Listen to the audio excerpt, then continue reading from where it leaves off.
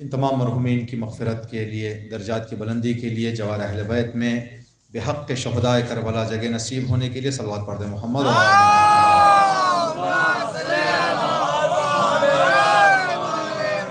اعوذ باللہ من الشیطان الرجیم، بسم اللہ الرحمن الرحیم، الحمد للہ رب العالمین، بارئ الخلائق اجمعین، باعث الانبیاء والمرسلین، مالک یوم الدین، والصلاة والسلام علی خیر الانام، سید الانبیاء والمرسلین، خاتم النبیین، رحمت للعالمین، مولانا و مولا الثقلین، جد الحسنین، ابی القاسم مصطفیٰ محمد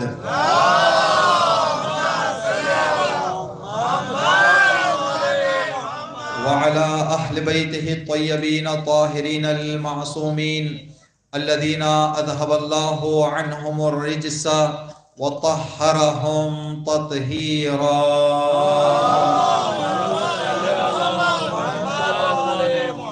واللعنة على أعدائهم أجمعين. اللهم لعن أول ظالم ظلم حق محمد وآل محمد وآخر تابع له على ذلك. اللهم لعن العصابة التي جاهدت الحسين عليه السلام وشايعت وبايعت وتابعت على قتله. اللهم لعنهم جميعا. أما بعد، قال سبحانه وتعالى في كتابه الكريم وفرقانه الحميد وقوله الحق. بسم الله الرحمن الرحيم. ومكروا ومكر الله والله خير الماكرين. صدق الله العلي العظيم. اس مجلس کی قبولیت کے لیے، ان ایام اعظام میں جو بھی مجالس ہم نے منعقد کی ہیں، تمام مجالس کی قبولیت کے لیے ابتدائے حیات سے اس مجلس اعزا تک جو بھی ذکر اہل بیت ہم نے انجام دیا ہے، تمام ذکروں اور اذکاروں کی قبولیت کے لیے یہ توفیق مجالس در اہل بیت، در خدا سے جڑے رہنے کی جو اس لمحے تک ہم سب کو نصیب ہوئی ہے، یہ توفیق ہماری زندگیوں میں آخری سانس تک، ہمارے بچوں میں، ہمارے نسلوں میں قیامت تک باقی رہنے کے لیے صلوات پڑھ دیں محمد و آل محمد.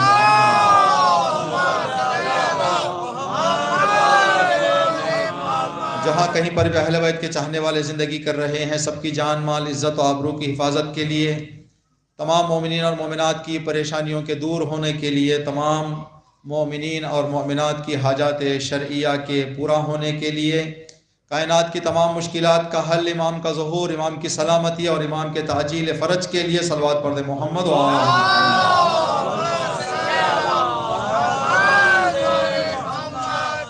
انشاءاللہ ہم شب اربعین میں یہاں بیٹھے ہوئے ہیں. اللہ کرے وہ دن نزدیک آئے اور ہماری زندگیوں میں اللہ یہ وہ دن بھی لائے کہ اسی طرح سے ایک مجمع کربلا میں امام حسین اور حضرت عباس کے روضے کے درمیان مجلس کرنے کا ہم سب کو موقع نصیب فرمائے. ہم سب کو پیدل زیارت اربعین سے اللہ مشرف فرمائے. آپ حضرات اس دعا کی استجابت کے لیے، مجلس کی استجابت کے لیے اور تمام دعاؤں کی استجابت کے لیے اپنے دلوں کو، اپنی آنکھوں کو بند کرتے ہوئے یہ تصور کریں کہ ہم کربلا میں بیٹھے ہوئے ہیں، جبکہ ہمارے عرفان رکھنے والے علماء کا یہ فرمان ہے، جب مجلس حسین میں بیٹھو یہ تصور نہ کرو کہ ہم کسی دیہات کی سرزمین پر بیٹھے ہیں، جہاں ذکر حسین ہو وہی کربلا ہے. یہ تصور کرو کہ تم کربلا میں بیٹھے ہو، اور یہ تصور کے ساتھ امام حسین اور آپ کے باوفا اصحاب کو سلام سب مل کر پیش کریں گے. السلام علیک یا ابا عبداللہ وعلی الارواح التي حلت بفنائک، علیک منی سلام اللہ ابدا ما بقیت وبقی اللیل والنہار ولا جعله اللہ آخر العہد منی لزیارتکم. سب مل کر ایک آواز میں السلام علی الحسین وعلی علی ابن الحسین وعلی اولاد الحسین وعلی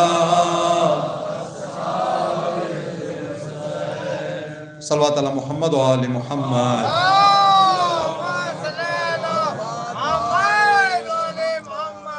19 सफ़र की रात और शब 20 शब 40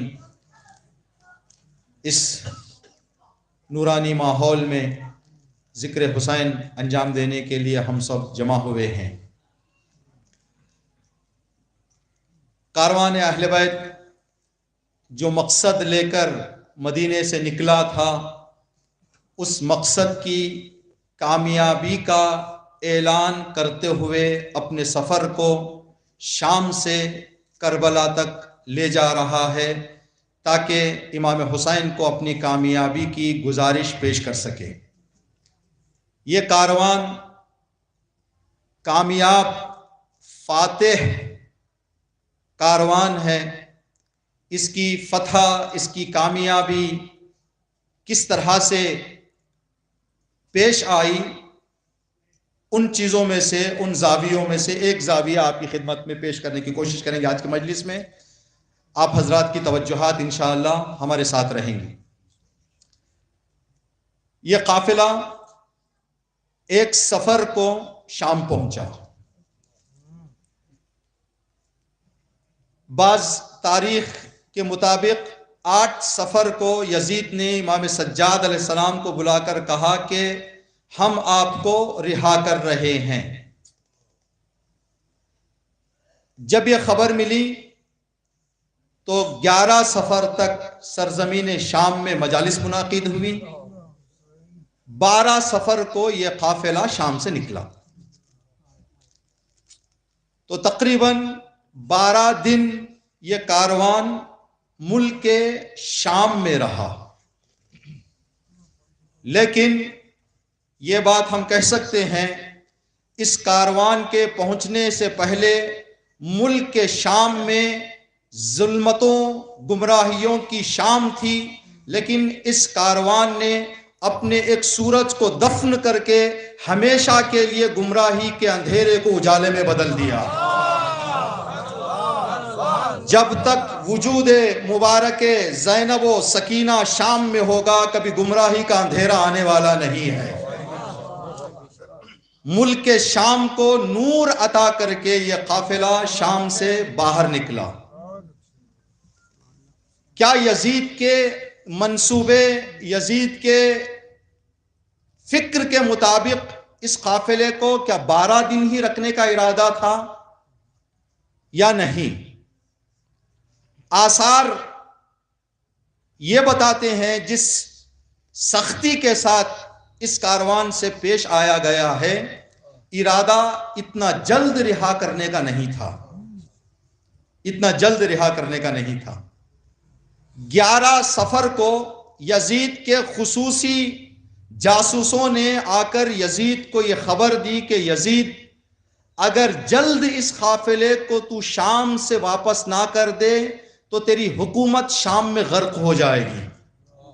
अगर तू हुकूमत को बाकी रखना चाहता है तो भलाई इसमें है कि इस काफिले को शाम से वापस लौटा दे। 11 को जब यह बात बताई गई तो 12 को यह काफिला शाम से निकला। तो हम यूं कह सकते हैं, यजीद बुलाया था ये सोचकर कि मैं मुख्तार हूं, लेकिन कारवान ने इस तरह से यजीद को घेर लिया कि मजबूर होकर भेजना पड़ा।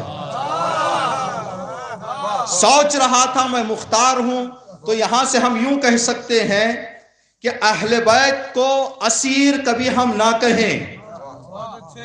असीर वो होते हैं जो पाबंद और बंधे होते हैं, जिनका कुछ इख्तियार नहीं चलता। सफर में कहीं एक ऐसा रुख हम बताएं या ढूंढें कि जहां पर अहले बैत अतहार ने आजिजी का इजहार किया हो। गिरफ्तार इंसान आजिज होता है, आजिजी गिरफ्तारी और असीरी की निशानी है। यह काफिला आजाद था, असीर यजीद था। यह काफिला असीर नहीं था, लेकिन हम मशहूर कर दिए हैं, कहते हैं कि असीरान करबला। यह कहने के हद तक सही है, लेकिन अगर इरफानी निगाह से देखा जाए तो यह काफिला आजाद था, यजीद असीर था। इसलिए कि جب کوئی انسان اسیر ہو جاتا ہے، جس کے ہاتھ میں اسیر ہو جائے، جہاں چاہے وہاں پر اس کو لے جایا جاتا ہے۔ اہل بیت اطہار علیہ السلام نے اپنے آپ کے کارنامے سے وہ کارنامہ انجام دیا کہ یزید مجبور ہو جاتا تھا کہ جہاں سے یہ چاہے وہاں سے نکال کر گزاریں۔ دیکھ کچھ الفاظ ہیں جن الفاظ کا ظاہری معنی ہمارے ذہنوں میں کچھ الگ ہے، لیکن اس کا جو واقعی معنی ہے وہ کچھ الگ ہے۔ مثال کے طور پر شجاعت کا ظاہری معنی یہ ہے جس آدمی کا بدن ہیوی ہو، بڑا ہو، ہیکل مضبوط ہو، طاقتور ہو، اس کو شجاع کہتے ہیں۔ نہیں، بلکہ جہاں حق کہنا ہے وہاں حق کہے، جہاں حق کرنا ہے وہاں حق کرے، شجاعت ہے، چاہے دبلا پتلا ہی کیوں نہ ہو، چاہے دبلا پتلا ہی کیوں نہ ہو، شجاع ہے۔ حق کی آواز کو بلند کرنا شجاعت ہے۔ اگر بدنی طاقت کا لحاظ کیا جائے تو پھر ہم خواتین کو شجاع نہیں کہہ سکتے۔ اگر بدنی طاقت کو معیار شجاعت مانا جائے تو کبھی ہم عورتوں کو شجاع نہیں کہہ سکتے۔ مصر کی ایک اہل سنت کی کاتبہ عائشہ بنت شاطی نے کتاب لکھی ہے، زینب کربلا کی شجاع خاتون۔ تو اگر بدنی طاقت کو شجاعت کہتے تو زینب کو شجاع کربلا نہیں کہنا چاہیے تھا، بلکہ حق بیانی کو شجاعت کہتے ہیں، چاہے وہ جو بھی ہو۔ تو اس معیار سے اگر بدن کی طاقت کو شجاعت فرض کیا جائے تو شجاعت کے معنی کو ہم نے سمجھا نہیں ہے۔ کوفے میں دو عورتوں نے دو کام انجام دیے، ایک مسلم کے لیے، ایک مسلم کے بچوں کے لیے۔ جہاں بہت سارے مرد حق سے چھپ کر بیٹھے تھے، دو عورتوں نے بتایا کہ کوفے میں اگر کوئی شجاع ہے تو وہ عورت ہے جس نے مسلم کو دروازہ کھولا، اور وہ عورت ہے جس نے مسلم کے بچوں کو گھر میں پناہ دی۔ شجاعت بدن کی طاقت کا نام نہیں ہے۔ تو یزید مجبور ہو کر اس قافلے کو آزاد کر دیا اس نے۔ اب وہ مجبوری کیا تھی، اس مجبوری کو سمجھنے کے لیے کچھ وضاحتیں آپ کی خدمت میں عرض کرنا ہے۔ اس سے پہلے کہ وہ وضاحتیں عرض کریں، جو آیت ہم نے آپ کی خدمت میں تلاوت کی سورہ آل عمران کی آیت نمبر 53 جس میں اللہ فرما رہا ہے وَمَكَرُوا وَمَكَرَ اللَّهُ، اللہ کے دشمن وہ بھی منصوبے لگاتے ہیں، اللہ بھی فکر کرتا ہے، اور اللہ بہترین فکر کرنے والا ہے۔ تو دشمن کے منصوبے خدا کے فکروں کے سامنے کبھی سر اٹھانے والے نہیں ہیں۔ تو یہاں پر اس آیت کو اگر ہم کربلا سے جوڑیں تو مکر اللہ کربلا کے قافلے کے ساتھ تھا، وہ مکرو یزید کے قافلے میں تھا۔ یزید مکرو کر رہا تھا، منصوبے لگا رہا تھا کہ کس طرح سے دین کو، کس طرح سے خاندان اہل بیت کو ختم کریں۔ اللہ فرما رہا ہے واللہ خیر الماکرین، اللہ بہترین فکر کرنے والا ہے۔ کربلا کو کن لوگوں کو لے جائیں، کب لے جائیں، کس وقت لے جائیں، کس راستے سے لے جائیں، یہ کوئی اتفاق نہیں ہے۔ اتفاق اگر ہوتا تو اتنے عرصے تک اتفاق پر گفتگو نہیں ہوتی۔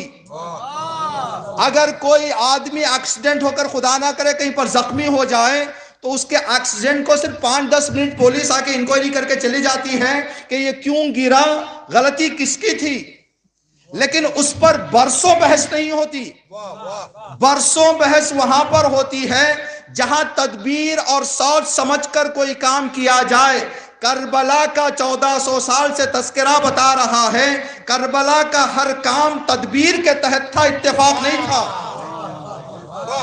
اگر اتفاق ہوتا تو کبھی کا یہ ذکر ختم ہو گیا ہوتا، کبھی کا یہ ذکر ختم ہو گیا ہوتا۔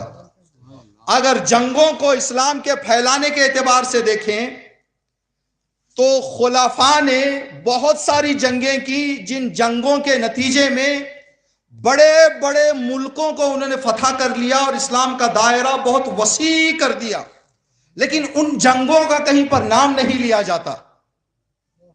جن جنگوں کو رسول نے انجام دیا، جن جنگوں کو جس جنگ کو امام نے انجام دیا، وہ جنگ دیکھنے میں ایک مختصر زمین کے حصے میں انجام پائی، لیکن آج تک ان کا ذکر، ان کی یاد، ان کو بیان کیا جا رہا ہے۔ کیوں؟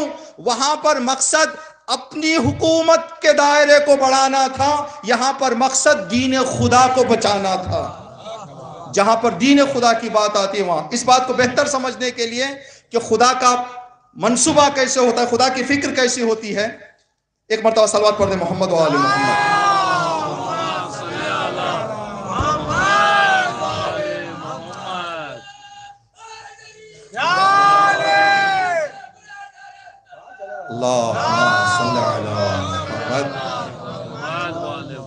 آپ حضرات نے مباہلہ سنا ہے، مباہلے میں اس آیت کے دو کردار ہیں، ایک نصارائے نجران کی طرف سے مکرو ہے، اللہ کی طرف سے وَمَكَرُ اللَّهِ ہے، وَاللَّهُ خَيْرُ الْمَاكِرِينَ۔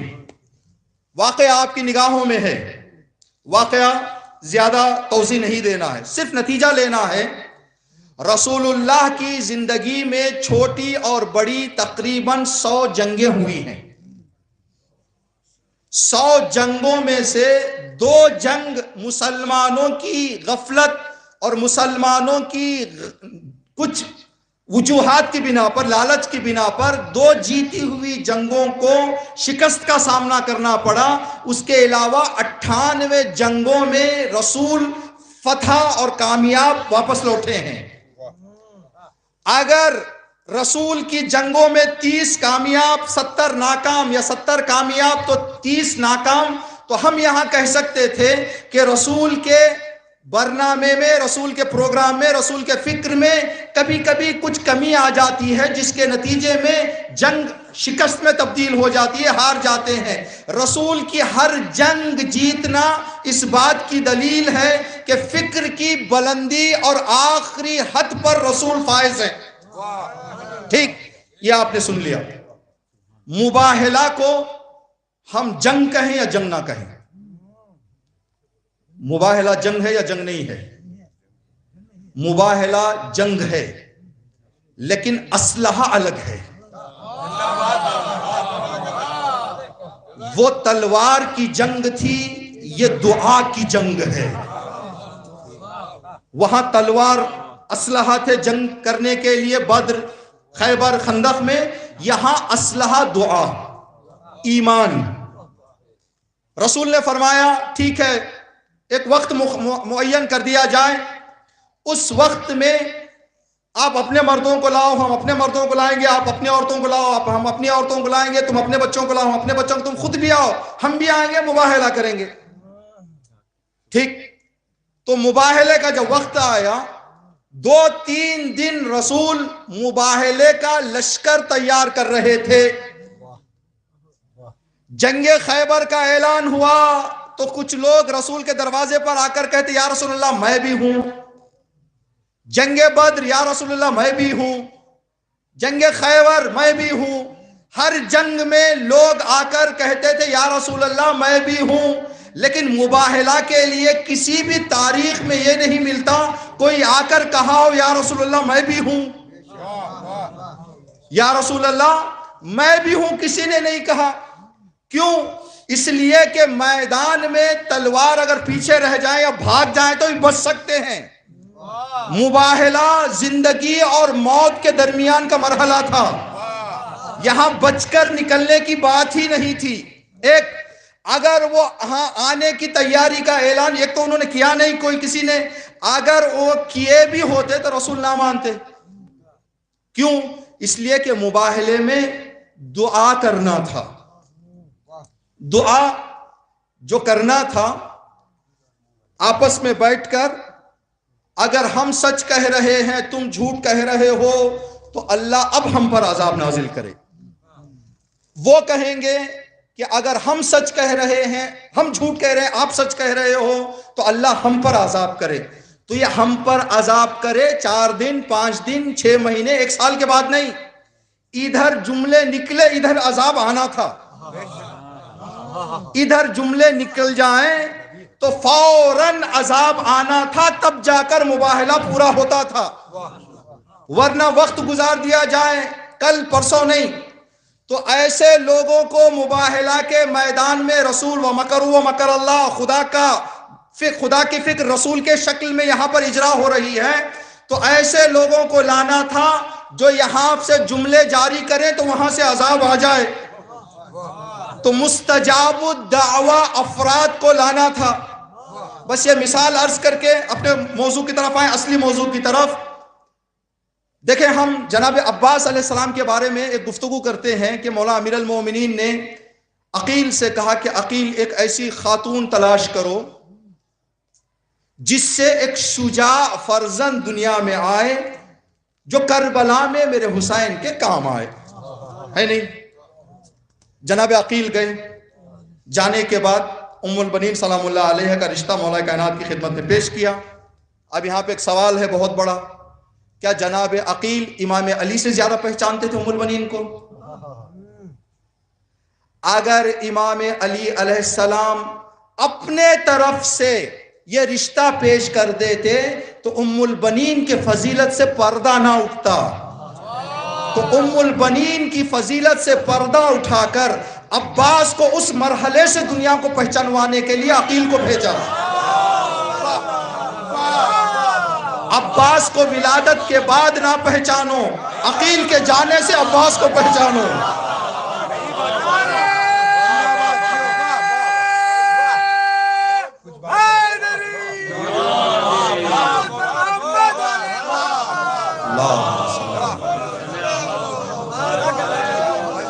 وقت کا سر اب بھی جھکانا نہیں بھولے، ہم وقت کا سر اب بھی جھکانا نہیں بھولے، حیدر کے غلاموں کو زمانہ نہیں بھولے، ایران و لبنان میں جا کر ذرا دیکھو، ایران و لبنان میں جا کر ذرا دیکھو، ارے ہم آج بھی تاریخ بنانا نہیں بھولے۔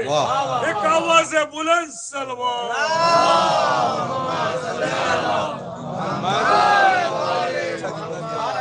تو جناب عقیل گئے، رشتہ ڈھونڈ کر لائے، ٹھیک۔ اب جناب ام البنین آ گئی امیر المومنین کے گھر۔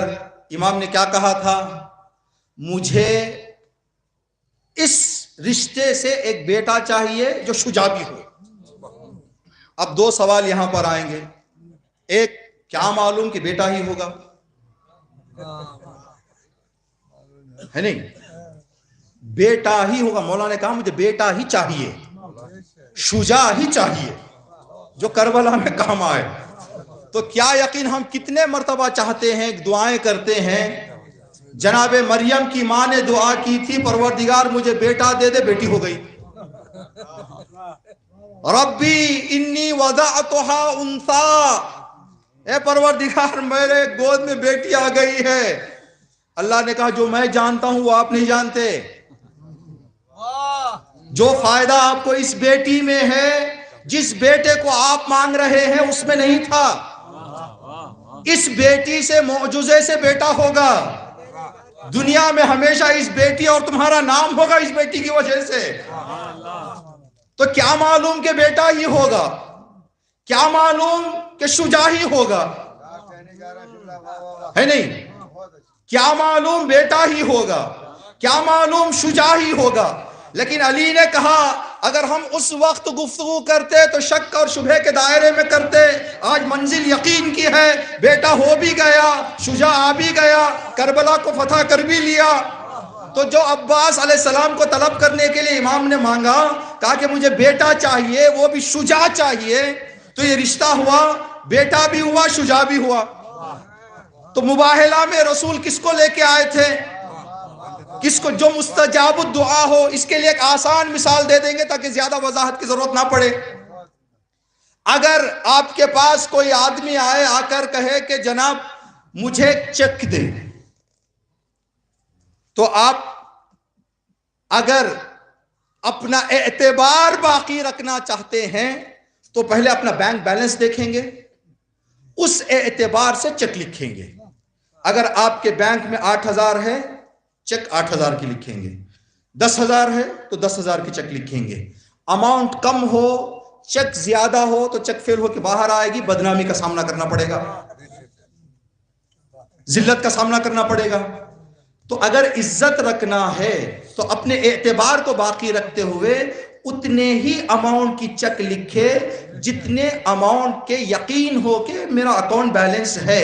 علی ابن ابی طالب نے خدا سے کہا کہ خدایا مجھے بیٹا چاہیے، شجاع چاہیے، یہ دونوں علی کو مل گئے۔ یعنی خدا کے اکاؤنٹ میں علی کا بینک بیلنس اتنا تھا، علی کو اطمینان تھا جو میں کہوں گا وہ پاس ہو کے آئے گا، جو میں کہوں گا وہ پاس۔ یہاں پر ایک بات ہے کہ ان لوگوں کی حدیثوں میں ہے 8-10 نشانیاں بتائی گئی ہیں کہ کن لوگوں کی دعا فوراً مستجاب ہوتی ہے۔ ایک نشانی جو بتائی گئی ہے، جن کے جسم میں ولادت سے موت تک، انتقال تک ایک دن کا حرام نہ گیا ہو، وہ مستجاب الدعویٰ ہوتے ہیں۔ تو جو لوگ غدی رسول کی خدمت میں پہنچے نہیں، انہوں نے 2 اعلان کر دیے، یا تو ہمارے پیٹ میں حلال نہیں ہے، ہم مستجاب الدعویٰ نہیں ہیں۔ دیکھیں یہ اللہ کا مکر ہے، جو اللہ کی فکر ہے اس طرح۔ تو کربلا جب شام آئے تو یزید مجبور ہو کر اس قافلے کو اس نے آزاد کر دیا۔ وہ مجبوری کیا تھی اس کی، انشاءاللہ کچھ باتیں آپ کی خدمت میں عرض کریں گے، ان سب باتوں کو بہتر انشاءاللہ ہم آپ تک پہنچا سکیں اور آپ حضرات کے ذہنوں تک یہ بات اچھی طرح سے پہنچ پائے۔ صلوات پڑھ دیں محمد و آل محمد۔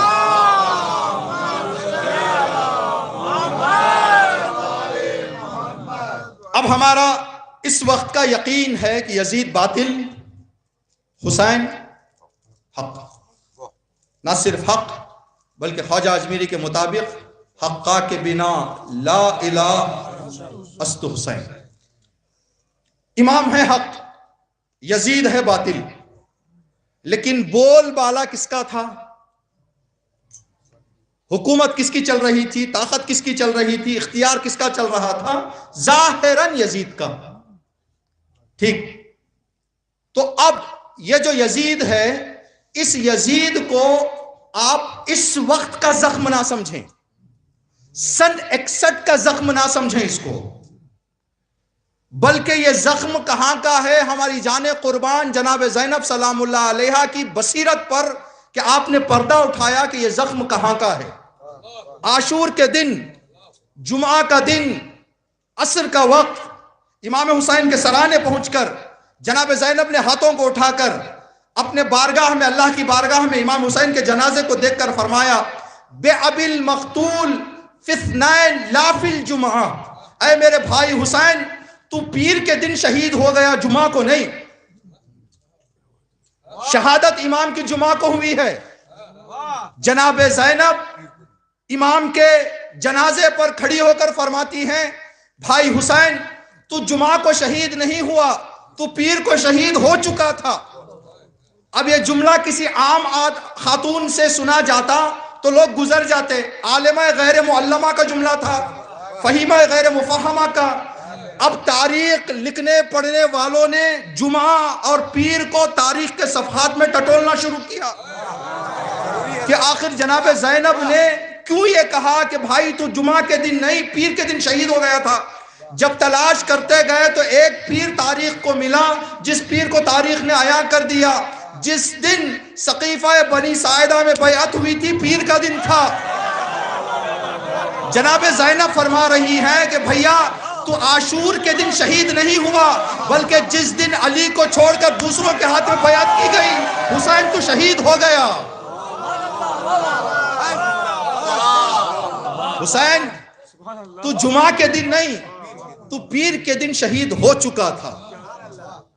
اب جو بھی واقعہ اس طرح کا پیش آتا، چھٹے امام کے گھر کو آگ لگائی گئی تو امام باہر نکل گئے، آنکھوں سے آنسو جاری تھے، مولا رو کیوں رہے ہیں؟ کہا کل اگر دادی کے گھر پر آگ لگانے سے روکا گیا ہوتا تو آج ہمارے گھروں کو آگ نہ لگتی، کل اس گھر پر جرأت کے لیے روکا نہیں گیا تو آج ہمت یہاں تک آ گئی کہ ان کی اولاد کے گھروں کو آگ لگایا جا رہا ہے، ان کے اولاد کے گھروں کو جلایا جا رہا ہے۔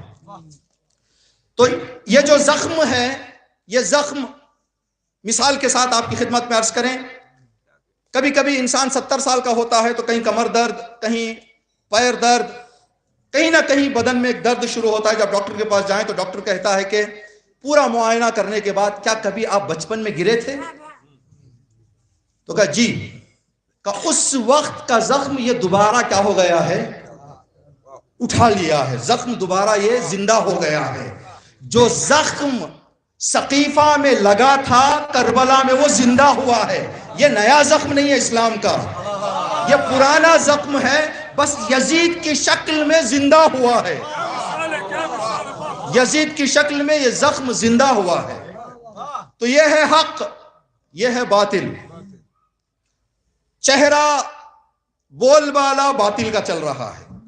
اگر حق اور باطل کو ہم تھوڑا سا پرکھیں تو کچھ باتیں ہمارے ذہنوں میں آئیں گی, کچھ دقتیں دیکھنے کو ملیں گی. پہلی دقت یہ کہ حق جہاں پر بھی انجام دیا جائے, جو بھی انجام دے, پاک فکر اور پاک دل رکھنے والا اس کو پسند کرے گا.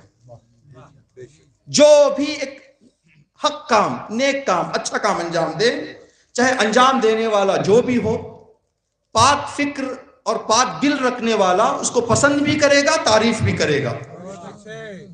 اگر کوئی حق دیکھ کر برداشت نہیں کر رہا ہے تو دل کا بیمار ہے. دل کا بیمار ہے جو حق برداشت نہیں کر پا رہا ہے. ورنہ اگر دل پاک ہو, دل صحت ہو, فکر سالم ہو تو حق کو دیکھ کر تعریف بھی کرے گا, پسند بھی کرے گا, چاہے وہ جو بھی کرے. جیسے سچ حق ہے, امانت داری حق ہے, بڑوں کا احترام حق ہے, پڑوسیوں کی آرام کا ماحول فراہم کرنا حق ہے. اب یہ جو بھی کرے, اگر ہمارے پڑوس میں یہ غیر مسلمان آ جائے, وہ بھی ہماری احترام, پڑوسی کا لحاظ رکھ کر پریشان نہ کرے تو ہم پسند کریں گے, تعریف کریں گے اس کی. ہم یہ سوچ کر کہ یہ تو غیر مذہب کا ہے, اس کو ہم بغیر تعریف کے نہیں چھوڑتے. حق کے اندر تعریف اور پسندی ہے, چاہے کوئی آدمی مانے یا نہ مانے. تو حق, باطل سے نفرت ہوگی, جھوٹ باطل, خیانت باطل, پڑوسیوں کو تکلیف دینا باطل, بڑوں کا احترام نہ کرنا باطل. اب یہ کام چاہے اپنے ہی کیوں نہ کرو, انسان کو برا لگتا ہے. یہ حق اور باطل کی حقیقت ہے. یہ اب اس حقیقت کے حوالے سے اگر ہم دیکھیں, مولا امیر المومنین حضرت علی ابن ابی طالب علیہ السلام کے زمانے میں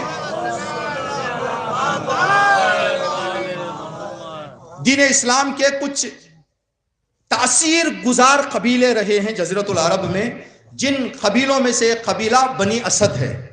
قبیلہ بنی اسد, جس قبیلے کے شہدائے کربلا کے 72 میں سے 17 اس میں ہیں, قبیلہ بنی اسد کے ہیں. حبیب ابن مظاہر اسدی, مسلم ابن اوسجہ اسدی, اس طرح کے 17 شہدائے کربلا ہیں جو قبیلہ بنی اسد کے تعلق رکھتے ہیں. یہ قبیلہ بڑا مضبوط قبیلہ ہے, بڑا مومن قبیلہ ہے, بڑا معتبر قبیلہ ہے. امام علی علیہ السلام کی حکومت کے وقت قبیلہ بنی اسد کے ایک شخص نے ایک گناہ کر دیا.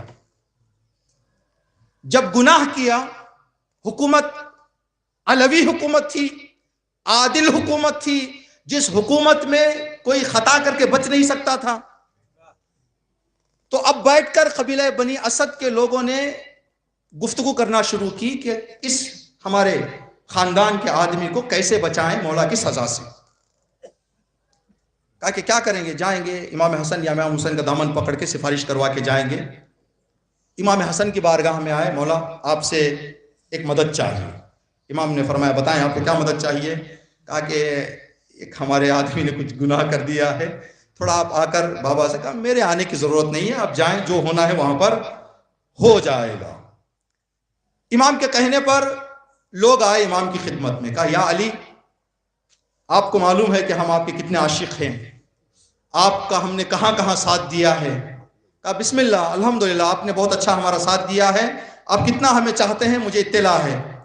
کہا مولا ایک مسئلہ لے کر ہم آپ کی خدمت میں آئے ہیں, ہمارے قبیلے کے ایک آدمی نے گناہ کر دیا ہے, اگر آپ ایک نظر کرم کر دیں.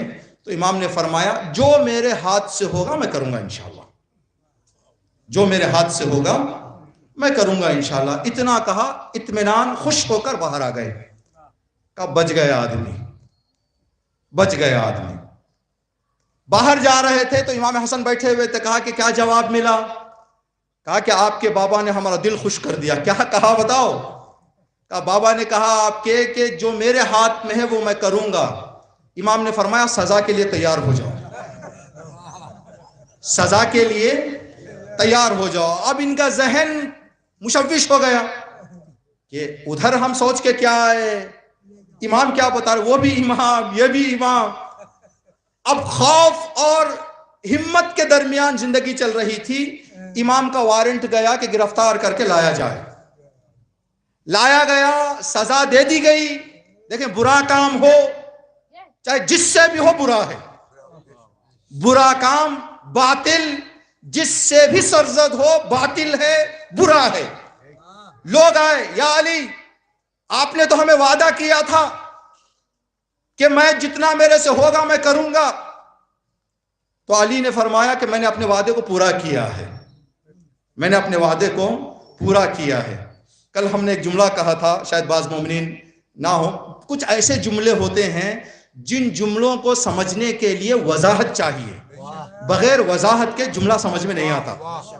کل اللہ جنت نصیب کرے آیت اللہ شیخ حسن زادہ آمولی کا ایک جملہ ہم نے کہا کہ کچھ جوانوں نے شیخ حسن زادہ آمولی مرحوم کے پاس پہنچ کر کہنے لگے کہ آقا کچھ ہمیں نصیحت کریں، جوان گئے تھے ہمیں نصیحت کریں. تو آیت اللہ حسن زادہ آمولی نے فرمایا کہ میری نصیحت آپ لوگوں کے لیے یہ ہے کہ نامحرموں سے رابطہ نہ رکھو، چاہے وہ نامحرم مرد ہو چاہے عورت ہو. اب جوانوں کے ذہن میں سوال آ گیا، آغا نامحرم عورت تو جانتے ہیں لیکن نامحرم مرد کون؟ نامحرم مرد کہاں سے آئے گا؟ آپ جو فرما رہے ہیں نامحرم مرد سے بھی پرہیز رہو، دور رہو. کہا کہ جو انسان مجلسوں اور مسجدوں کا نہیں ہے وہ نامحرم ہے. جو خدا اور رسول اہل بیت سے دور ہے وہ نامحرم ہے. تو اس سے دیکھیں اس طرح سے آدمی کو وضاحت چاہیے. ایک بادشاہ ہمارے مراجع میں سے ایک مرجع کی خدمت میں جو اس وقت کے مرجع تقلید تھے، ایک بادشاہ نے خط لکھا، کہا کہ جناب ماہ رمضان ہے، دھوپ زیادہ ہے، دن بڑا ہے، میں بادشاہ ہوں، عجیب عجیب طرح کے کیس میرے سامنے آتے ہیں، عجیب عجیب طرح کے لوگ میرے سے ملنے کے لیے آتے ہیں، میں بھوکا ہو جاتا ہوں تو غصے میں آ جاتا ہوں. بھوک میں غصہ آ جاتا ہے مجھے، جس کی وجہ سے حق کو ناحق، ناحق کو حق، مظلوم کو سزا، ظالم کو رہا کر دیتا ہوں غصے میں آ کے. تو برائے مہربانی آپ فتویٰ جاری کریں کہ مجھ پر روزہ واجب نہیں ہے تاکہ عدالت سے میں اپنی حکومت چلا سکوں. آپ یہ اجازت دیں کہ میں روزہ چھوڑ دوں. لکھنے والا کون؟ بادشاہ وقت. کس کو لکھ رہا ہے؟ ایک مرجع کو. کون مرجع؟ حق کا علمبردار مرجع. کون کہہ رہا ہے؟ کیا کہہ رہا ہے؟ نہیں، حق ہے، جان چلی جائے حق. جواب میں لکھا اگر آپ روزہ رکھنے کی وجہ سے عدالت نہیں کر پا رہے ہیں، بادشاہی چھوڑ دے، روزہ نہیں چھوڑ سکتے. آپ حکومت چھوڑ دیں، آپ کرسی چھوڑ دیں اگر آپ کے اندر وہ قابلیت نہیں ہے. تو کچھ جملوں کی تفسیر چاہیے. امام حسن پہنچ گئے، امام علی سے فرمایا یا علی آپ نے تو کہا تھا جو میرے ہاتھ میں ہوگا میں کر دوں گا. کہا جو اگر اس کو رہا کرنا میرا مسئلہ ہوتا میرے ہاتھ کا تو میں چھوڑ دیتا، یہ خدا کا مسئلہ ہے، میں خدا کے دین کے مسئلے کو میں کچھ نہیں کر سکتا. اللہ نے کہا ہے مجرم کو سزا دو چاہے اپنا ہو چاہے پرایا، تو میں سزا دوں گا. تو حق چاہے اپنا کرے چاہے پرایا کرے پسند ہوتا ہے، باطل چاہے اپنا کرے چاہے پرایا کرے قلب سلیم اور فکر سلیم رکھنے والا انسان نفرت کرتا ہے، نفرت کرتا ہے. ماشاءاللہ ہمارے وطن سے گئے ہیں تھائی لینڈ بہت سارے لوگ، وہاں کے کچھ کلچر کو ہر آدمی پسند کرتا ہے. وہاں کا خاموش رہنا، وہاں کا ایک دوسرے کے حق کا رعایت کرنا، یہ وہ چیزیں ہیں جن چیزوں کو ہر آدمی پسند کرتا ہے، جبکہ وہ کسی الگ مذہب کے ہیں. تو الگ مذہب کے ہونے کی وجہ سے آدمی حق کو نادیدہ نہیں لے سکتا، حق کو تعریف کرے گا. یہ ایک. دوسرا، حق جب تک پیور حق ہو سمجھنا مشکل نہیں ہے، باطل جب تک پیور باطل ہو سمجھنا مشکل نہیں ہے۔ مصیبت وہاں پر آتی ہے جب یہ دونوں مل جاتے ہیں۔ حق اور باطل جب مکس ہو جاتا ہے تو یہاں پر لوگ بٹنا شروع ہو جاتے ہیں، فساد شروع ہو جاتا ہے، جھگڑے شروع ہو جاتے ہیں۔ خالص دودھ کو دودھ کہنے میں کوئی ہچکچاتا نہیں ہے، خالص پانی کو پانی کہنے میں کوئی ہچکچاتا نہیں ہے۔ مصیبت وہاں آتی ہے جہاں دودھ اور پانی مل جائے، دودھ اور پانی جہاں مل جاتے ہیں مصیبت وہاں آتی ہے۔ اگر حق کو حق بتایا جائے تو مصیبت نہیں آئے گی۔ امام حسین کا زمانہ اور امام علی کا زمانہ وہ زمانہ تھا جہاں حق اور باطل کو اس طرح سے ملا دیا گیا تھا کہ لوگ سمجھ نہیں پائے تھے کہ کہاں رہیں، کس کے پاس جائیں۔ حالات ایسے ہو گئے تھے، علی نعوذ باللہ بے نمازی اور علی کا دشمن نمازی۔ جب اس طرح سے الٹا سیدھا ہو جائے تو پھر دنیا کہاں سے آسانی سے سمجھ سکتی ہے۔ حسین نعوذ باللہ خارجی اور یزید خلیفۃ اللہ، جب جگہیں بدل جاتی ہیں تو مصیبتیں وہاں پر آتی ہیں۔ اگر حق کو صحیح سے حق پیش کر دیا گیا ہوتا، نوح کی کشتی میں سوار ہونے والوں کی تعداد زیادہ ہوتی، ڈوبنے والوں کی کم۔ یہ مصیبت اس لیے آئی کہ حق اور باطل کو ملا دیا گیا۔ اگر حق کو حق پیش کیا گیا ہوتا تو موسیٰ کے ساتھ پار ہونے والے زیادہ ہوتے، غرق ہونے والے کم ہوتے، لیکن پار ہونے والے کم تھے، غرق ہونے والے زیادہ تھے۔ اگر حق کو صحیح سے بتایا گیا ہوتا تو کربلا میں حسین کے لشکر میں زیادہ، یزید کے لشکر میں کم ہوتے، جبکہ ادھر تھے کم ادھر تھے زیادہ۔ یہ کب ہوتا ہے؟ جب حق اور باطل کو ملا دیا جاتا ہے۔ یہ دو باتیں۔ تیسری بات آخر میں صرف نتیجہ دینا آپ کی خدمت میں کہ جب حق اور باطل، حق کو شاید انجام دینے میں تھوڑی دشواری ہوتی ہے لیکن منوانے میں دشواری نہیں ہوتی، باطل کو انجام دینے میں بھی دشواری ہوتی ہے، منوانے میں بھی دشواری ہوتی ہے۔ باطل کو دونوں جگہوں پر مشکل کا سامنا کرنا پڑتا، حق کو ایک جگہ پر۔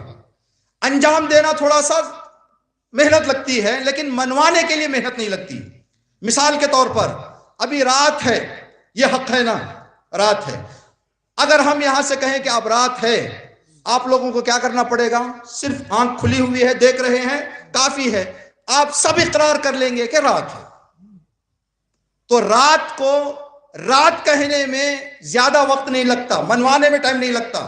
اگر اس وقت رات کو دن کہنا پڑے تو کیا کرنا پڑے گا؟ ایک آدمی کو کمرے میں بند کرنا پڑے گا، پردے لگا دینے پڑیں گے، فل فوکس لائٹ ڈال دینے پڑیں گے، اور اس سے کہیں گے کہ ابھی دن کے 11:30 بج رہے ہیں، تو وہ بیچارہ ہو سکتا ہے کنفیوز ہو جائے، اس لیے کہ اس کو کچھ ایسے انتظامات کیے گئے، دروازہ بند کرنا، لائٹ ڈالنا، پردے ڈالنا، یہ بھی کام کرنا پڑتا ہے اس کو۔ تو حق کو انجام دینے میں تھوڑا سا وقت لگتا ہے لیکن منوانے میں وقت نہیں لگتا۔ باطل کو انجام دینے میں بھی محنت لگتی ہے، منوانے میں بھی محنت لگتی ہے۔ رسول بیٹھے ہوئے تھے اپنے گھر میں، ازواج رسول سامنے تشریف فرما تھی، رسول نے نام نہیں لیا، کہا کہ تم میں سے کوئی ایک اسلام کی مخالفت میں گھر سے باہر نکلے گی، جب جائیں گی تو عسکر نامی گھوڑے پر بیٹھے گی، عسکر نامی گھوڑے پر بیٹھ کر جب نکلیں گی، ہو اب کے کتے اس کو بھونکیں گے، اس کے باوجود بھی میدان میں جا کر دین کا فاتحہ پڑھ کے آئے گی، دین کو نقصان پہنچا کے آئے گی۔ اب یہ کہہ دیا رسول نے، کس کو نہیں کہا، کس کو نہیں بتایا؟ بہت ساری جگہوں پر نام لینے کی ضرورت نہیں ہے، بہت خداوند عالم نے بھی اس فارمولے کو استعمال کیا ہے۔ خدا نے قرآن میں آیت نازل کی کہ جہنم میں جانے والے یہ کہیں گے یا لیتنا لم نتقس فلانا خلیلا، کاش ہم فلاں کو خلیل نہ کیے ہوتے، فلاں سے دوستی نہ کیے ہوتے تو یا اللہ تجھے کس کا خطرہ ہے؟ آج ہمارے یہاں اختلافات ہیں، تفریقے ہیں، مذاہب ہیں، ادیان ہیں، تو ہم فلاں کہہ کر کسی کا نام نہیں لیے بغیر ذکر کر دیتے ہیں۔ خدایا تو کیوں، تجھے تو بتا دینا چاہیے تو وہ فلاں کون ہے؟ تو اللہ کہے گا کہ بولنے کی ضرورت نہیں ہے، جو فلاں ہے وہ خود سمجھ جائے گا کہ کون ہے۔ فلاں، رسول خدا نے فرمایا میں کاش فلاں کو خلیل نہ بنایا ہوتا۔ کل زیارت اربعین ہے، زیارت اربعین میں امام حسین علیہ السلام کا ایک سلام ہے، السلام علیک، السلام علی ولی اللہ و حبیب۔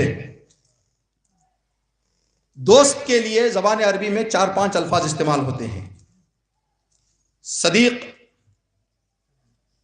خلیل، حبیب، تینوں کا معنی ہے دوست۔ جب ہم حضرت ابراہیم کی زیارت پڑھتے ہیں زیارت وارثہ میں، السلام علیک یا وارث ابراہیم خلیل اللہ، جب رسول کی نوبت آتی ہے تو ہم کہتے ہیں السلام علیک یا وارث محمد حبیب اللہ۔ تو حضرت ابراہیم کو کہتے ہیں خلیل، حضرت پیغمبر کو کہتے ہیں حبیب۔ فرق کیا ہے خلیل اور حبیب میں؟ یہاں پر زیارت میں کل ہے یا لیتنی لم اتخذ فلانا خلیلا، کاش میں فلاں کو خلیل نہ بنایا ہوتا۔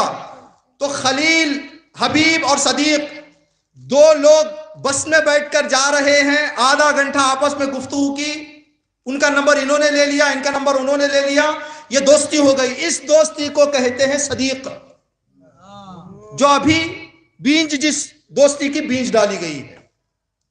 اب 8 دن میں ایک مرتبہ، 4 دن میں ایک مرتبہ کال شروع ہوا، خیریت معلوم ہوئی، ان کے پروگرام میں یہ گئے، ان کے پروگرام میں وہ آئے، 1 سال 2 سال گزر گیا تو یہ ہو جائیں گے خلیل۔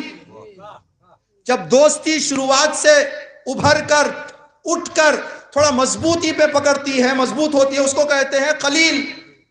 حبیب، جب دوستی انتہا کو پہنچ جاتی ہے تو اس کو کہتے ہیں حبیب۔ جب دوستی آخری منزل کو پہنچ جاتی ہے تو اس کو کہتے ہیں حبیب۔ صدیق، خلیل، حبیب۔ اگر کسی انسان کے 3 دوست ہوں، صدیق بھی ہے، خلیل بھی ہے، حبیب بھی ہے، اگر مشکل کا وقت آ جائے تو سب سے پہلے کس کو بلائے گا؟ حبیب کو بلائے گا۔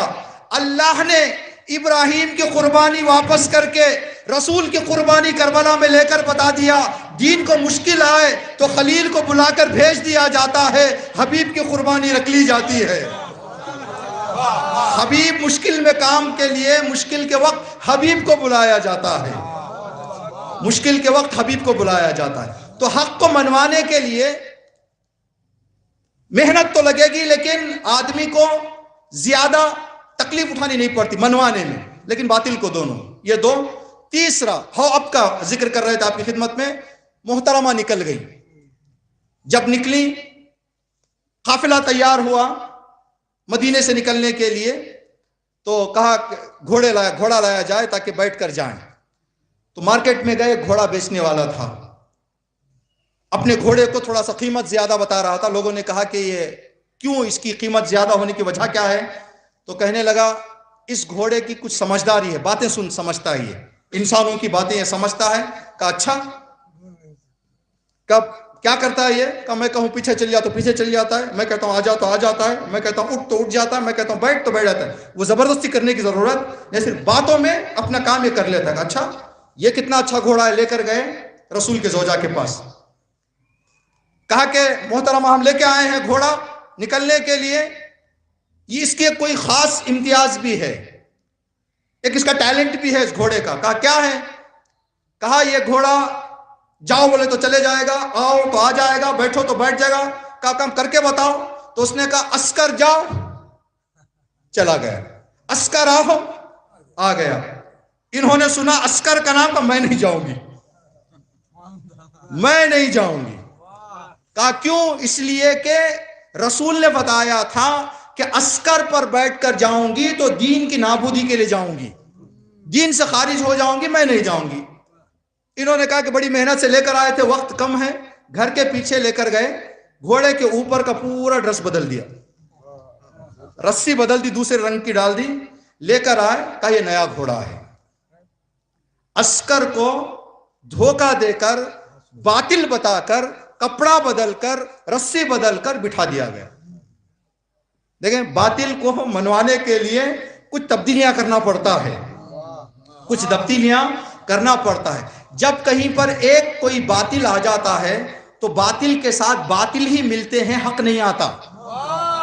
باطل سے باطل ہی ملتے ہیں, باطل سے باطل ہی جڑتا ہے, حق نہیں جڑتا. کہتے ہیں کہ ایک آدمی ہاسپٹل میں بیٹھا ہوا تھا, کلینک میں کسی ڈاکٹر کی, تو اس نے دیکھا کہ پولیس کا آفیسر آیا ہے.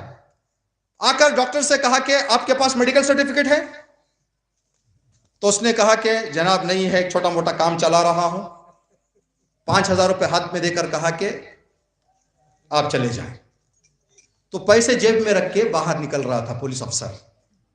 تو یہ جو بیمار بیٹھا ہوا تھا وہ دوڑ کر باہر گیا, کہا کہ جناب 5,000 کے لیے لوگوں کی جان کو خطرے میں ڈالتے ہیں, آپ کا کام تھا ان کو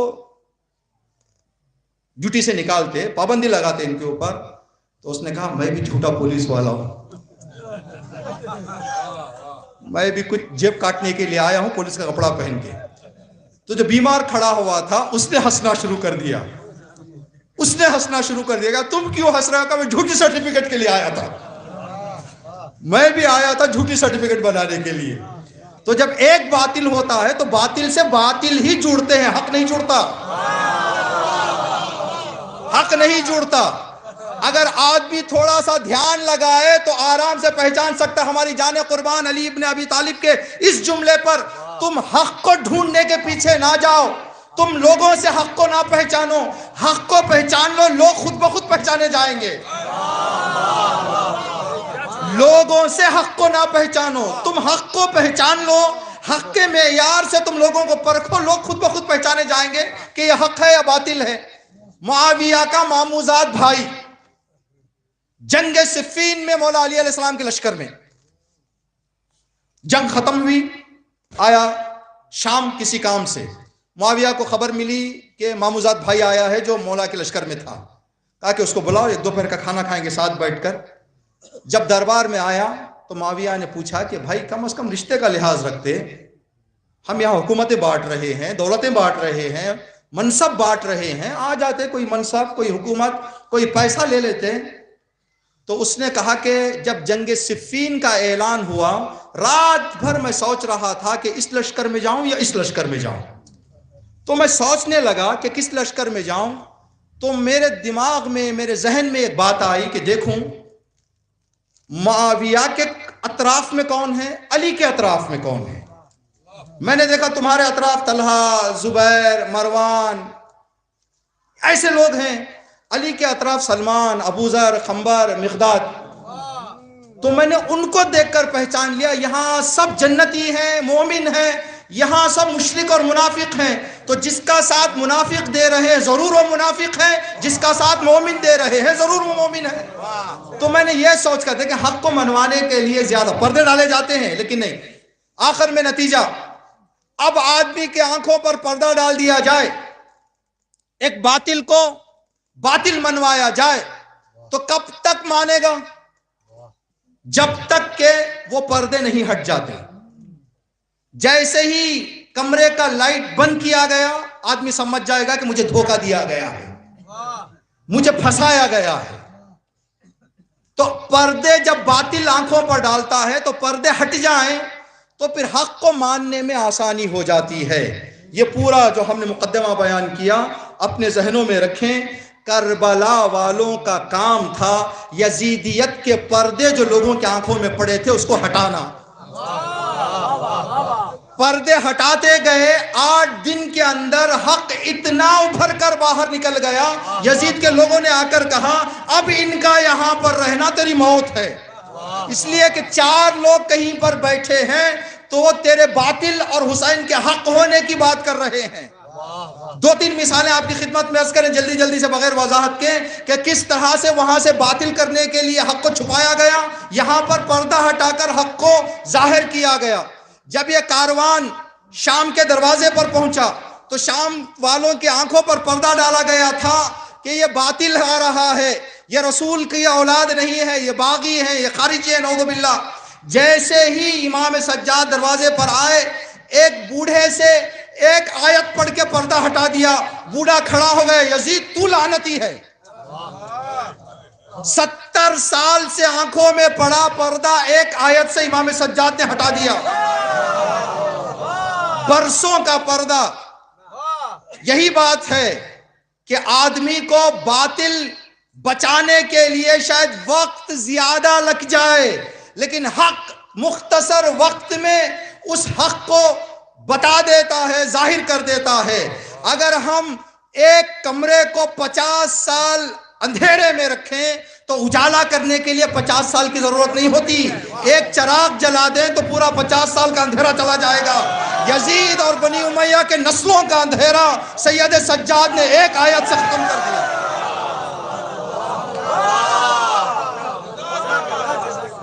ایک آیت سے ختم کر دیا۔ اب ضعیف کو دربار میں لوگوں کے سامنے گردن کاٹی گئی۔ اس نے کہا تم جو کرنا ہے کر لو، میں نے حق کو پہچان لیا ہے، میرے آنکھوں سے باطل کا پردہ ہٹ گیا۔ امام دربار میں گئے، پھر باطل پردہ ڈالنے کے لیے ایک رٹائے ہوئے خطیب کو منبر پر بٹھایا تاکہ باطل کو پھر منوایا جائے۔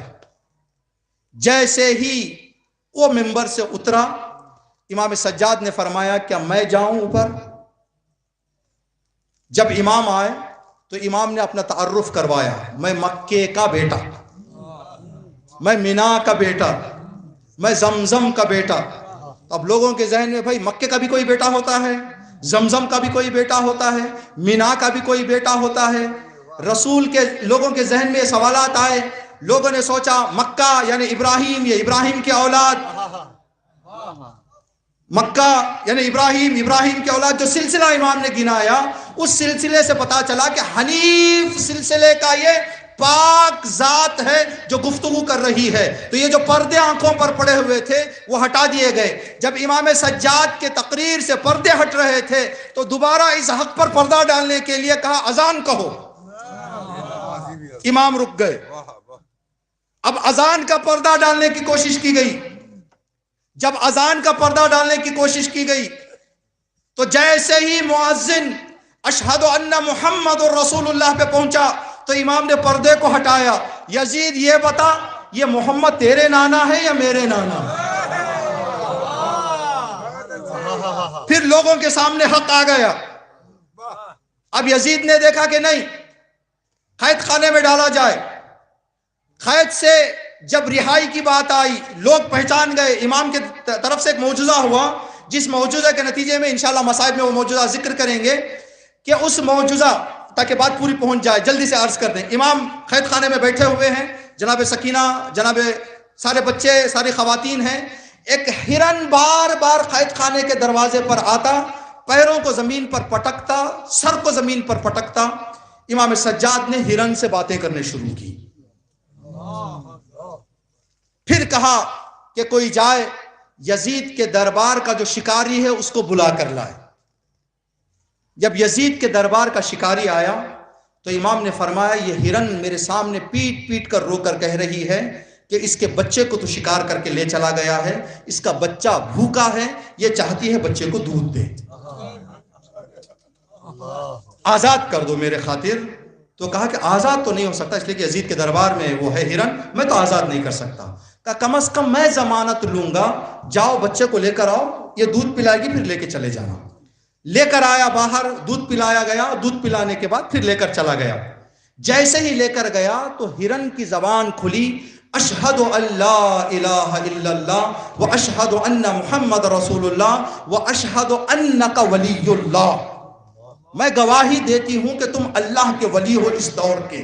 یہ جملے اس شکاری نے سنا، ہرن کے بچوں کو بھی چھوڑ دیا، امام کے پیروں میں گر گیا، کہا اے ولی خدا مجھے معاف کر دیجئے گا، میرے آنکھوں پر پردہ تھا۔ اب یہ معجزہ آگ کی طرح شام میں پھیل گیا۔ لوگ اپنی دعائیں لینے کے لیے، اپنی منتیں لینے کے لیے دربار کے دروازے پر ہجوم آ جاتا۔ تو یزید کے لوگوں نے کہا کہ یزید حق ہٹ گیا ہے، پردہ ہٹ گیا ہے، اب تیری حکومت پر خطرہ ہے، جلد رہا کر دے۔ جیسے ہی رہائی کا حربہ استعمال کر کے اپنے آپ کے پردوں کو باقی رکھنا یزید چاہتا تھا، جناب زینب نے فرمایا 3 دن عزاداری۔ تم ہمیں رہا کر کے یہ کہنا چاہتے ہو کہ بری ہو گئے ہو؟ میں پورے شام کو بتا کر جاؤں گی کہ تو کون ہے، سارے پردے ہٹا کر جاؤں گی جو تم نے 70-80 سالوں میں ڈالے ہیں۔ کہا ہم 3 دن مجلس کریں گے۔ اب 3 دن مجلس، منبر پر جناب زینب، سننے والی شام کی عورتیں، جس خاتون نے اپنی آنکھوں سے سارے مصائب دیکھے ہیں وہ بیان کرنا شروع کرے تو کیا قیامت ہوگی۔ جناب زینب نے بیان کرنا شروع کیا۔ شام کی عورتوں میں انقلاب آیا، جس انقلاب کے نتیجے میں پھر یزید تک یہ بات پہنچی کہ یزید تیرا بیڑا غرق ہو رہا ہے، اب ان کو قید میں بھی نہ رکھ، جلدی سے شام سے انہیں رہا کر دے۔ اب لوگوں کی آنکھوں پر پردہ ڈالنے کے لیے جن عماریوں کو تیار کیا گیا تھا ان عماریوں پر مخمل کے کپڑے ڈالے گئے سرخ رنگ کے، تاکہ لوگ سمجھیں کہ بڑے شان و شوکت کے ساتھ ان کو واپس کیا جا رہا ہے۔ جناب زینب جیسے ہی باہر نکلی اندر آ گئی، کہا سجاد میں نہیں جاؤں گی، یہ باطل پردہ ڈالنا چاہ رہا ہے، جب تک یہ مخمل کے کپڑے نکال کر کالے کپڑے نہیں ڈالے جائیں گے میں نہیں جاؤں گا۔ باطل کی طرف سے مخمل کا کپڑا ڈال کر حق کو چھپانے کی کوشش، جناب زینب نے کپڑے کو نکال کر سالہ سیاہ کپڑا ڈال کر شام سے کربلا تک اتنا پہنچا دیا کربلا کو کہ آج اس راستے میں 8 زیارت گاہیں ہیں امام حسین کی۔ تو کیا کام کیا اہل بیت نے، کس طرح سے یزید مجبور ہوا؟ کچھ نہیں کیا، صرف باطل کے پردے جو پڑے ہوئے تھے آنکھوں میں ان کو ہٹا دیا۔ جب باطل کے پردے ہٹ جائیں تو لوگوں کے سامنے حق عیاں ہو جائے، فکر رکھنے والے، دل رکھنے والے کبھی انکار نہیں کر سکتے، کبھی انکار نہیں کر سکتے۔ اللہ اکبر۔ جب جناب زینب نے مصائب پڑھا ہوگا کربلا، اللہ ہم سب کو زیارت نصیب فرمائے انشاءاللہ۔ یہ قافلہ کربلا پہنچا۔ کربلا پہنچنے کے بعد جو نوحہ خان کو لے کر گئے تھے وہ نوحہ خان بیمار ہو گیا تھا۔ سارے قافلے والوں نے کہا کہ زیارت ہو جائے لیکن ماتم نہ ہو، نوحہ نہ ہو تو بات جمتی نہیں ہے، تھوڑا سا دل کو تسلی نہیں ہوتی ہے، کوئی ہو جو چند بند نوحہ پڑے تاکہ ہم کچھ ماتم کر لیں۔ اب وہ تلاش کر رہے تھے، اتنے میں کیا دیکھا کہ ایک عرب قریب آیا، آ کر کہنے لگا کہ آپ کیا تلاش کر رہے ہیں؟ کہا کہ آپ تو عرب ہیں۔ کہا نہیں، آپ کو کیا چاہیے؟ کہا کہ ہم ایک فارسی میں نوحہ پڑھنے والا چاہیے تاکہ فارسی میں نوحہ پڑھے تو ہم ماتم کریں۔ کہا میں فارسی جانتا ہوں، اگر آپ اجازت دیں تو نوحہ پڑھ دوں گا۔ کہا اس سے بہتر کیا ہے، ہم ڈھونڈ رہے تھے، آپ خود چل کر آ گئے ہو، آپ ماتم نوحہ پڑھو، ہم ماتم کریں گے۔ لوگ کھڑے ہو گئے ماتم کرنے کے لیے، عرب نوحہ پڑھتا گیا فارسی میں، لوگ ماتم کرتے گئے۔ اس قافلے کے جو مولانا تھے، جو سالار گئے تھے قافلے کے رہنما، وہ ماتم کے دوران زمین پر بیٹھ کر دھاڑے مار مار کر رونے لگے، سر پیٹ پیٹ کر رونے لگے۔ جیسے ہی ماتم ختم ہوا سب نے ان کو دیکھا، کہا کہ جناب آپ کیوں اتنے شدت سے آنسو بہا رہے ہیں؟ تو کہا تم لوگوں نے نوحے کے باتوں پر، بندوں پر توجہ نہیں کی۔ کیا کہہ کر پڑھ رہا تھا؟ یہ نہیں کہہ رہا تھا بی بی زینب، بی بی زینب، بلکہ کہہ رہا پھوپھی زینب، پھوپھی زینب، پھوپھی زینب۔ اگر آج کوئی پھوپھی زینب کہہ کر ماتم کر سکتا ہے تو وہ ہمارے زمانے کا امام ہے، بس زمانے کا امام ہو سکتا ہے۔ لوگوں نے تلاش کرنا شروع کیا تو دیکھا کہ وہ عرب نظر نہیں آتا۔ سب سمجھ گئے کہ امام زمانہ نے جناب زینب کا نوحہ پڑھا ہے۔ اللہ اکبر۔ جب وہ دور آئے گا جب امام ظہور فرمائیں گے، ہم بیٹھے ہوں گے یہاں بیٹھ کر، میری پھوپھی پر یہ قیامت آئی، میری ماں پر، میرے جد پر یہ قیامت آئی۔ جب یہ مصائب ہم سنیں گے تو ہمارے دل پھٹ جائیں گے، اس لیے کہ جس نے کربلا کو آنکھوں سے دیکھا ہے وہ مصائب پڑھنا شروع کرے۔ جناب زینب جب رہائی کی خبر ملی، یہ کہا گیا کہ اب یہ قافلہ یہاں سے جا سکتا ہے۔ جناب زینب نے فرمایا سجاد یزید سے کہو کہ لوٹا ہوا سامان واپس کرے، ہم اپنے سامان کے بغیر یہاں سے نہیں جائیں گے۔ یزید نے کہا کہ میں اس سے قیمتی سامان دے دوں گا۔ امام سجاد نے فرمایا یزید تیری پوری حکومت بھی مجھے مل جائے، پوری دنیا بھی مل جائے تو اس لٹے ہوئے سامان کے ایک کرتے کی برابری نہیں کر سکتی جو میری دادی نے اپنے ہاتھوں سے گوندا ہے۔ ہمیں ہماری دادی کا کرتا چاہیے۔ کون سا کرتا فاطمہ زہرا کا؟ یہ امامت کی امانت تھی جو امام نے یزید سے طلب کیا۔ چھٹے امام کی خدمت میں ایک شخص آیا، آ کر کہنے لگا کہ مولا، محرم کا جب چاند نمودار ہوتا ہے تو محرم کا چاند نمودار ہونے کے فوراً بعد لوگوں کے دل اداس ہو جاتے ہیں، خود بخود غمگین ماحول ہو جاتا ہے۔ یہ ماحول عاشور کے رات تک رہتا ہے، شام غریباں تک رہتا ہے، پھر 11 محرم کو وہ ماحول نہیں رہتا۔ آخر ان 10 دنوں میں یہ خاص درد کا جو ماحول ہوتا ہے، اس کی وجہ کیا ہے؟ جب امام سے سوال کیا تو امام زمین پر بیٹھ کر رونے لگے۔ کہا مولا جواب مجھے چاہیے۔ کہا میں تجھے جواب دے رہا ہوں، اس لیے کہ جب محرم کا چاند نمودار ہوتا ہے، ہماری دادی ہمارے جد کے پھٹے ہوئے کرتے کو عرش پر لہرا دیتی ہے۔ جب اس عرش کی ہوا دنیا میں پھیلتی ہے تو چاہنے والوں کے دلوں کو غمگین کر دیتی ہے۔ جب شام غریباں ہوتی ہے تو پھر ہماری جدہ اس کرتے کو اپنے دامن میں رکھ لیتی ہیں کہ پھر اگلے محرم میں مہمان بن کے تمہارے حاضر ہوں گی، تمہارے دربار میں آؤں گی۔ تو یہ کرتا امام نے طلب کیا، ایک ایک سامان کر کے آتا جا رہا تھا۔ جب سارا سامان آ گیا تو شہداء کے سروں کی باری آئی، ایک ایک سر کر کے قافلے کو دیا جا رہا تھا۔ کبھی قاسم کا سر آیا، کبھی شہداء کے سر آئے، ایک ایک شہید کا سر۔ اتنے میں ایک چھوٹا سا سر آیا جس سر کو دیکھ کر شام کے دربار کی عورتوں نے رونا شروع کر دیا۔ وہ سر کس کا سر تھا؟ علی اصغر کا سر تھا، 6 مہینے کے ننھے مجاہد کا سر تھا۔ جب ام رباب کی گود میں دیا گیا تو ام رباب نے سینے سے لگا لیا۔ اتنے میں ایک اور سر لایا گیا، جس سر کو جب قریب پہنچایا گیا، اس سے پردہ ہٹایا گیا تو شام کی عورتوں نے سب مل کر ایک جملہ کہا، اللہ کرے کہ اس کی ماں مر چکی ہو، اس چاند سے چہرے کی ماں اس صورت کو، اس غم بھرے دکھ ماحول کو، اس مصیبت کو کیسے دیکھے گی؟ کیا اس بچے کی جوان کی ماں زندہ ہے؟ کس کا سر تھا؟ علی اکبر کا سر آیا تھا۔ ام لیلا سے کہا، ام لیلا نے کہا اے شام کی عورتوں، اس جوان کی دکھیاری ماں زندہ ہے۔ اللہ اکبر۔ قافلے کو جب رہائی ملی، جب جا رہے تھے کربلا کے قریب، جناب زینب سلام اللہ علیہا نے سید سجاد سے سوال کیا، سجاد کربلا کتنا دور ہے؟ اب مختصر فاصلہ ہے، ہم پہنچ جائیں گے۔ اللہ اکبر۔ جب یہ قافلہ شام سے نکلا ہے تو یوں بتایا گیا ہے کہ حکم دیا امام سجاد نے کہ رات کو قافلے کو چلایا جائے، دن کو قافلے کو آرام کیا جائے، تاکہ سیدانیوں کی چھاؤں پھر کوئی نہ دیکھے، سیدانیوں کا پردہ کوئی نہ دیکھے، سیدانیوں کے پردے پر کوئی بات نہ آئے۔ جیسے ہی شام میں رہائی کے بعد چادریں تقسیم کی گئیں تو جناب زینب نے چادر کو اٹھایا، سر پہ رکھ کر فرمایا عباس اب تو آنکھیں کھول دے، زینب کے سر پر چادر آ گئی ہے۔ عباس جب سے کربلا سے نکلے ہیں میں نے تمہاری آنکھوں کو بند دیکھا ہے۔ اجرکم اللہ۔ خدا کوئی غم نہ دے سوائے غم سید الشہداء کی۔ بانیان مجلس کی سفارش ہے کہ چند جملے جناب علی اکبر کے مسائل پڑھے جائیں۔ اللہ اکبر۔ کون سا علی اکبر کا غم؟ وہ غم جب انسان کو کوئی بڑے دکھ کی خبر دینی ہوتی ہے تو کہا جاتا ہے کہ اس کو آہستہ آہستہ دیں، ایک وقت میں نہ بتائیں، بلکہ آرام آرام کر کے بتائیں، تھوڑا تھوڑا کر کے بتائیں تاکہ آدمی سنبھال پائے۔ جناب علی اکبر کا غم وہ غم ہے جس غم کو برداشت کرنے کے لیے امام حسین کو بچپن سے تیار کیا گیا تھا۔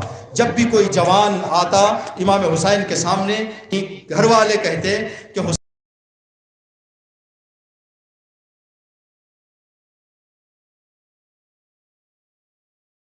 جب تمہارا جوان اس کے برابر ہوگا تو اس کے سینے پہ برچی لگے گی۔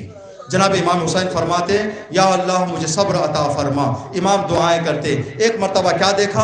امام ایک سائے میں بیٹھے ہوئے ہیں، آنسو بہا رہے ہیں، کم سنی کا عالم ہے۔ جناب سلمان فارسی کے کانوں میں امام حسین کے رونے کی آواز آئی تو رسول اللہ کی سفارش تھی سارے اصحاب کو، کہیں پر تم حسین کو روتا ہوا دیکھو تو حسین کو سنبھال لو، اس لیے کہ حسین کے آنسوؤں سے مجھے تکلیف ہوتی ہے۔ جناب سلمان قریب پہنچے، شہزادے رو رہے ہو، کوئی خاص وجہ ہے؟ کہا کہ سلمان جو چیز میں میں سوچ کر رو رہا ہوں، شاید تم تاب نہیں کر پاؤ گے۔ کہا کہ شہزادے مجھے بتائیں تو صحیح، آپ کے نانا نے مجھے آپ کے گھر میں شمار کر دیا ہے، منا اہل البیت کہہ دیا ہے۔ کہا سلمان اگر سن سکتے ہو تو سنو، میرے نانا نے بتایا کہ جب میں بڑا ہو جاؤں گا تو اللہ مجھے ایک بیٹا دے گا جس کا نام میں علی اکبر رکھوں گا۔ جب میرا بیٹا 18 سال کا ہو جائے گا تو غربت کے عالم میں میرے آنکھوں کے سامنے میرا بیٹا شہید ہو جائے گا۔ میں اس منظر کو سوچ کر آنسو بہا رہا ہوں۔ اللہ اکبر۔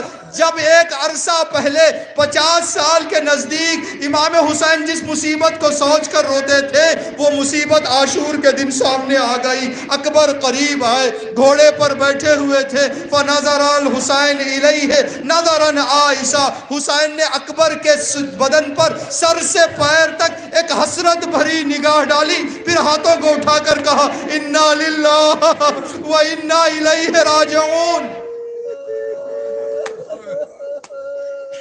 جب میدان میں جانے کی نوبت آئی، امام نے فرمایا بیٹا اکبر میں تمہیں اجازت دے رہا ہوں، لیکن جب تک میرا اور تمہارا آمنا سامنا رہے بیٹا اکبر مڑ مڑ کے دیکھ لیا کرو۔ جناب اکبر چند قدم آگے گئے، کیا دیکھا کہ پیچھے کوئی گر گیا ہے۔ مڑ کر دیکھا تو ضعیف باپ ہے جو خاک کربلا پر گر گیا ہے۔ جناب علی اکبر گھوڑے سے اترے، قریب آئے، بابا آپ نے تو مجھے رخصت کر دیا تھا، پھر آپ میرے پیچھے کیوں آ رہے ہیں؟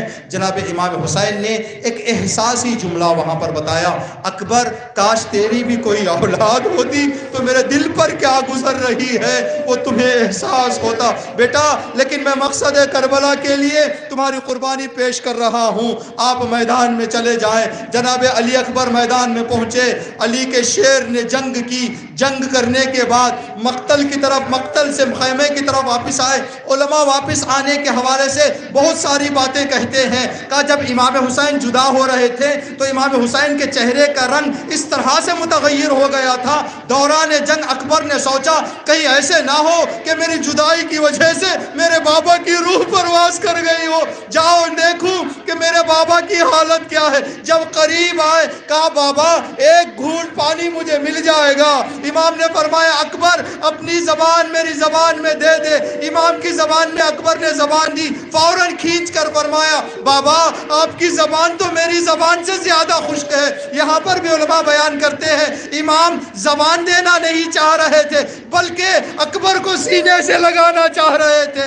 زبان کہہ کر امام نے اکبر کو سینے سے لگا لیا، بیٹا اب تیری جوانی خاک میں مل جائے گی۔ جناب علی اکبر میدان میں جا رہے تھے، امام نے فرمایا اکبر اب تجھے بابا اب کوثر سے سیراب کریں گے۔ سب شہیدوں میں اور جناب علی اکبر میں ایک فرق ہے، جو بھی شہید گھوڑے سے گرتا تو یہ جملہ کہتا السلام علیکہ یا ابن رسول اللہ، السلام علیکہ یا ابا عبداللہ، مولا میرا سلام قبول کرے۔ سلام پہنچانے کا مطلب یہ ہے کہ آئے مدد کے لیے، لیکن جب اکبر گھوڑے سے گرے تو اکبر نے یہ نہیں کہا السلام علیکہ یا ابا عبداللہ، بلکہ فرمایا وعلیکہ السلام یا ابتا، بابا وہیں رہے، اکبر کے قریب نہ آئے، جو قیامت اکبر پر ہو گئی ہے وہ آپ نہیں دیکھ پائیں گے۔ آخر کیا قیامت آ گئی تھی؟ جب امام پہنچے اکبر کے سرانے تو امام نے ایک جملہ کہا فقتلوہ اربن اربا، اکبر کی کوئی ہڈی بدن میں سلامت نہیں تھی، اتنے خنجر اور اتنے تیر اکبر کے بدن پر لگائے گئے۔ اللہ اکبر۔ آخری جملات اور آپ کی زحمت تمام۔ جب امام خیمے سے نکلے تو قبیلہ بنی اسد کے بچوں سے کہا تھا اے قبیلہ بنی اسد اگر تمہارے والدین تمہارے مرد ہمارے جنازوں کو دفنانے اور ہماری مدد کے لیے نہ آئے، عورتوں تم آ جاؤ، اگر عورتیں تم بھی نہ آئے، بچوں سے کہا اے قبیلہ بنی اسد کے بچوں تم ہماری مدد کے لیے آ جانا۔ امام نے بچوں کا نام کیوں لیا تھا؟ علماء فرماتے یہی مقام تھا جب جناب اکبر کے جنازے کو امام حسین اٹھا کر خیمے میں لانا چاہ رہے تھے، ہڈیاں جس کی ٹوٹ گئی ہوں اس کا بدن اب کھڑا نہیں ہو سکتا، اس کو اٹھایا نہیں جا سکتا۔ امام اکبر کے پیروں کو اٹھاتے تو سینہ زمین پر رہ جاتا، سینے کو اٹھاتے تو پیر زمین زمین پر رہ جاتے. ایک جگہ تک امام کھینچ کر لائے. جب ضعیف باپ سے یہ اٹھایا نہ گیا جنازہ تو امام نے بچوں کی طرف رخ کر کے فرمایا یا فتى یا بنی ہاشم احملوا اخاکم الی الفسطاط، اے بنی ہاشم کے بچوں آؤ اپنے بھائی اکبر کے جنازے کو خیموں تک پہنچا دو. اب اس ضعیف کے ہاتھوں سے یہ جنازہ نہیں اٹھتا. الا لعنت اللہ علی القوم الظالمین سیعلم الذین ظلموا ای منقلب ینقلبون. ربنا تقبل منا